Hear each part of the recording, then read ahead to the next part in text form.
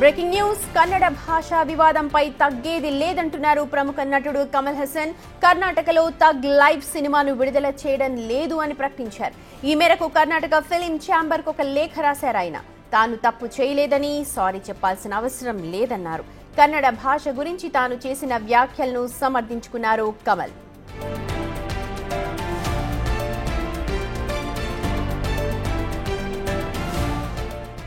కన్నడ భాషపై తాను మాట్లాడిన ఉద్దేశం వేరు అంటూ కర్ణాటక ఫిలిం ఛాంబర్ కు రాసిన లేఖలో పేర్కొన్నారు.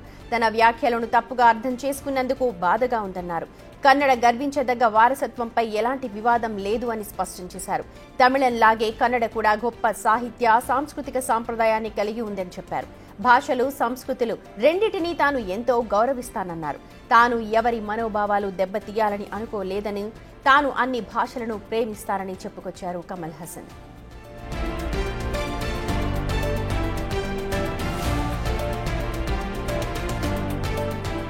అయితే ఈ లేఖ విడుదల కంటే ముందు కన్నడ భాషపై కమల్ హాసన్ వ్యాఖ్యలను కర్ణాటక హైకోర్టు తీవ్రంగా తప్పుపట్టింది. భావ ప్రకటన స్వేచ్ఛను, ఇతరుల మనోభావాలను దెబ్బతీసేలా దుర్వినియోగం చేయవద్దు అంటూ హెచ్చరించింది. భాష మూలం గురించి మాట్లాడేందుకు మీరేమైనా భాషావేత్తలా లేక చరిత్రకారుడా అంటూ ప్రశ్నించింది కోర్టు. కమల్ హాసన్ కావచ్చు, ఇంకెవరైనా కావచ్చు, ఎంత పెద్ద యాక్టర్ అయినప్పటికీ పౌరుల మనోభావాలను దెబ్బతీసే హక్కు ఎవరికీ లేదు అని హెచ్చరించింది. ఆ వ్యాఖ్యలను వెంటనే ఉపసంహరించుకోవాలని, అవసరమైతే క్షమాపణ చెప్పాలి అని కమల్ హాసన్ కు తెలిపింది కోర్టు. దీంతో కమల్ హాసన్ ఈ కీలక నిర్ణయం తీసుకున్నారు. కర్ణాటకలో తన సినిమా థగ్ లైఫ్ ని విడుదల చేయకూడదు అని నిర్ణయించుకున్నారు.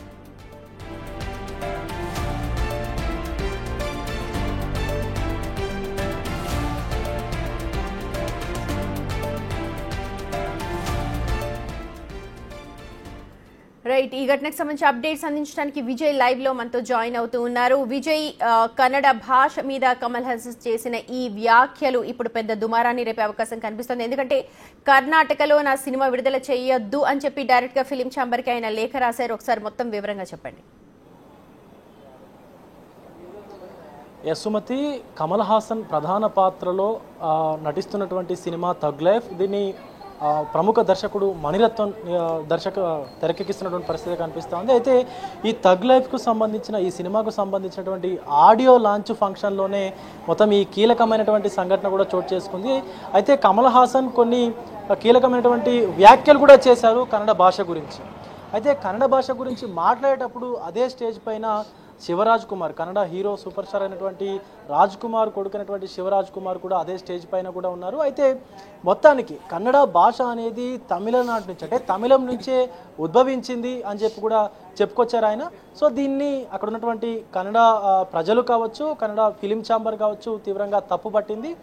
థగ్ లైఫ్ అనేటువంటి సినిమాని అటు కన్నడలోను, అంటే కన్నడ భాషలోను, కర్ణాటకలో కూడా రిలీజ్ చేయవద్దు అంటూ కూడా, చేయనీయమంటూ కూడా పెద్ద ఎత్తున కొద్ది ప్రాంతాల్లో నిరసనలు కూడా వెల్లువెత్తాయి. అయితే తాను ఎటువంటి కామెంట్స్ కూడా కన్నడ భాష గురించి వివాదాస్పదంగా చేయలేదు, అక్కడ ఉన్నది మాత్రమే నేను మాట్లాడానంటూ కూడా కమల్ హాసన్ అయితే ఒక లెటర్ని కూడా రిలీజ్ చేశారు. అలాగే నేను ఎప్పుడు కూడా తప్పు చేయలేదు, అలాంటిది నేను సారీ చెప్పమంటే నేను చెప్పను, కేవలం సినిమా కోసం నన్ను సారీ చెప్పమంటే ఖచ్చితంగా నేను చెప్పను, అలాగే కన్నడ భాషలోను కర్ణాటకలోను థగ్ లైఫ్ అనేటువంటి సినిమాని రిలీజ్ చేయను అంటూ కూడా చెప్పుకొచ్చినటువంటి పరిస్థితి కనిపిస్తూ ఉంది ఆయన రిలీజ్ చేసినటువంటి లెటర్లో.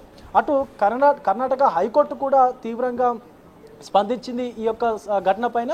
కమల్ హాసన్ అలా ఎలా వ్యాఖ్యలు చేస్తారు, మీరేమైనా చరిత్రకారులా లేకపోతే కన్నడ భాష పుట్టినప్పుడు మీరేమైనా ఉన్నారా అంటూ కూడా తీవ్ర పదజాలంతో అటు కమల్ హాసన్ను కూడా మందలించినటువంటి సిచ్యువేషన్ అయితే కనిపిస్తూ ఉంది కన్నడ హైకోర్టు, కర్ణాటక హైకోర్టు. అయితే హైకోర్టుకు పంపించినటువంటి ఏదైతే కామెంట్స్ ఉన్నాయో, హైకోర్టు చేసినటువంటి కామెంట్స్కు కూడా కమల్ హాసన్ స్పందించలేదు. నేను తప్పు చేయలేదు కాబట్టి ఖచ్చితంగా నేను సారీ అయితే చెప్పను అంటూ కూడా చెప్పినటువంటి సిచ్యువేషన్ కనిపిస్తూ ఉంది.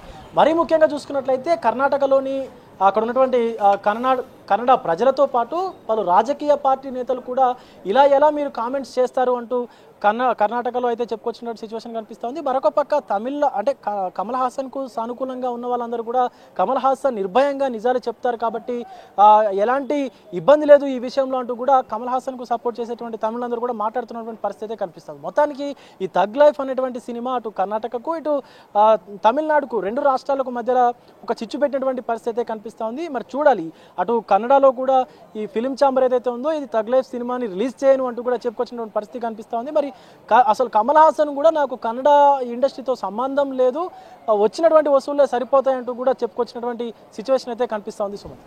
రైట్ విజయ్.